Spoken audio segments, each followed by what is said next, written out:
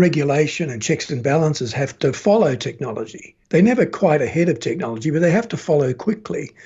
I said before that one of our responsibilities, all of us, is just to keep in touch with changes in technology without being experts, just to keep a little bit Yeah. in touch so that we ensure governments and businesses build regulations that keep our ethics in line with our technology. At the moment, our tech tends to run faster than our ethics can keep up. Yeah. Do you know what I'm saying? So Yeah. we will need to, for instances like the one you've cited, there obviously needs to be some regulation. Otherwise, children would just pass everything and there'd be no real Right. education going on. They wouldn't learn anything. Right. I mean, is it possible that as a society we stop valuing education, or at least a huge sect of people? Because right now, I mean, you could make a case for, I don't need to know anything about Turkey. I've got Google. Just ask me anything, I'll find out for you. I mean, it seems like there could be a possibility where people are like, man, let's just shortcut everything. There's a bunch of smart people working on ways in which we can find anything that we want to know. But hopefully we don't get to that point where we don't value education. No, I don't. I don't honestly think we will in the mainstream because there's a joy in creativity and Yeah. innovation. There's something about the human psyche that loves the idea of innovation, which is the practical application of creativity to solve a practical, pragmatic problem. So Yeah. and that requires education. It requires a level of know-how. It's one thing to have a good idea. It's another thing to be able to build it, to be able to make it. Yeah. And I don't think that human beings will ever lose that joy, to be honest. Yeah, I like that. All right, so as far as robots impeding on people's ability to make money, because there's a lot of very respectable people that make a honest living on very mundane tasks. So how does that play out in which a lot of these people have a hard time finding work, and how far out are we from that actually being an issue that presidential candidates are debating about?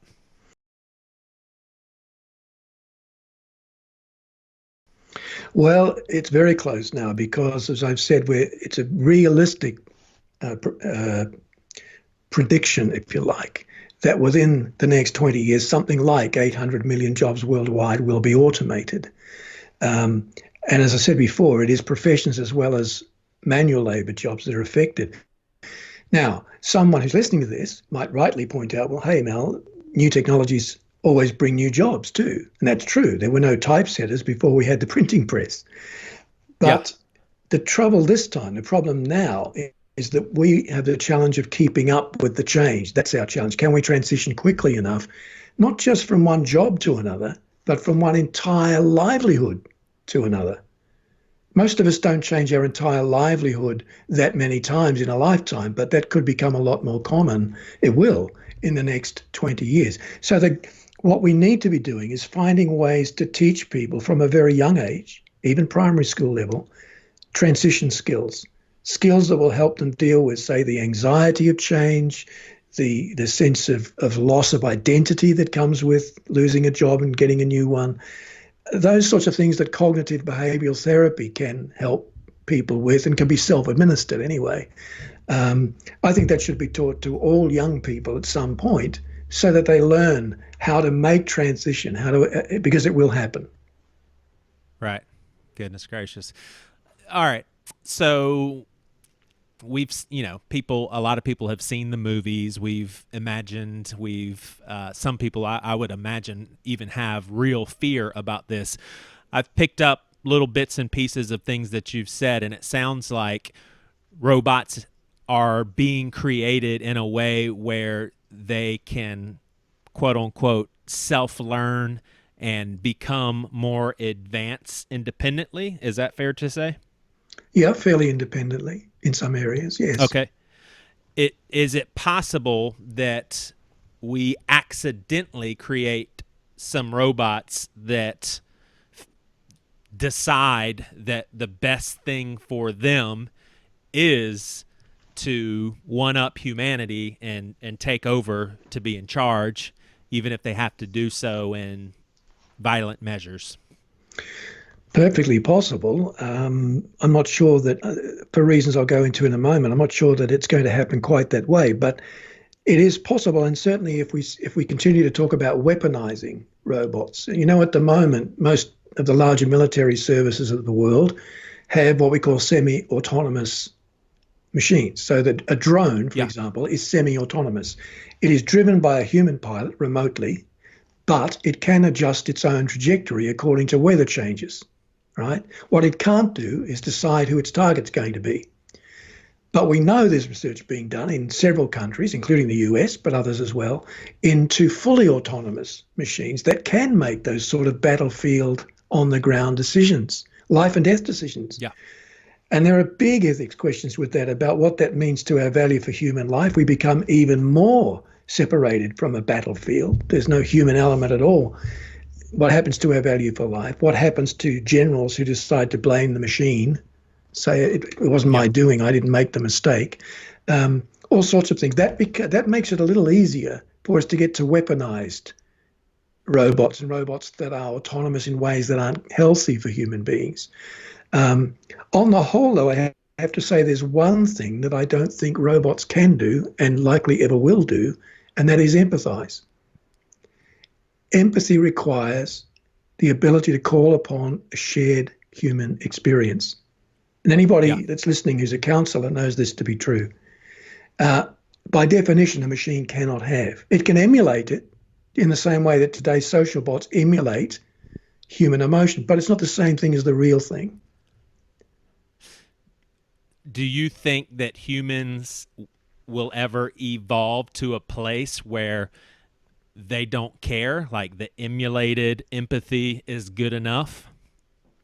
No, I don't. I'm not sure that most people will. Again, we come back to the essential human nature. And human nature, though our technology changes hugely through the millennia, human nature doesn't really change that much. And one of the things about being a futurist is you have to have an appreciation for history, because it's axiomatic. It sounds trite, but it's an axiom that you can't know where you're going until you know where you've been. You can't project forward beyond the present if you don't know where you came from in the first place. And history teaches us that most of the psychological and emotional issues we face today existed before. In some cases, they have new expressions today, but loneliness, despair, depression, joy, celebration, exhilaration, all of those things have existed since human beings have been on the planet. So I don't think some things change all that much. There's actually a fundamental premise in futurism, Joey, that goes like this. The future won't be that much different to the present. It won't be totally unrecognizable to us. Here's an example. Yeah. If I come visit you in Carolina, if I come down to the States, fly from London to see you, I am coming in a machine that has been updated to, it's almost a flying robot now, right? Yeah. But it was built, if it's a jumbo jet, it was built in the 1970s. So the future is not that, it's not totally unrecognizable when we get there. There's always things about it that carry over from the present. And one of the common themes is always human nature and how it informs change. Yeah. Yeah. Gosh, yeah, that connects generations for sure. I like that outlook. So let's talk about the empathy piece with a therapist. Let's say someone says, "Hey, I just want good therapy. I've gone through a lot of stuff and I'm going through a lot of stuff. I have major depression and I know that's connected to some unhealthy patterns of thought. I don't care if a therapist has empathy for me or not. I just want really good advice."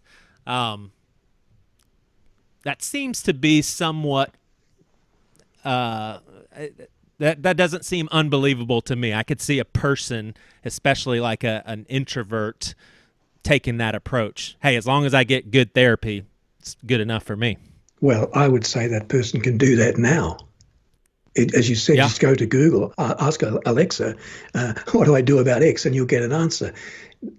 Advice is not the full component of therapy.